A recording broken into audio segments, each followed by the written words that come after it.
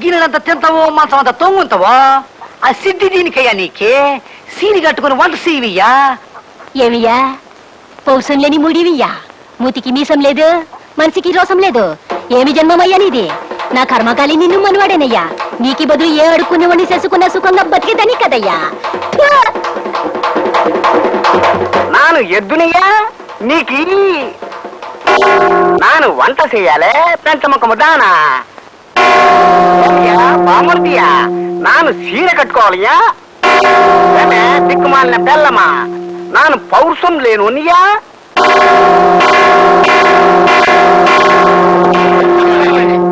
నమస్కారం, రండి కూర్చోండి.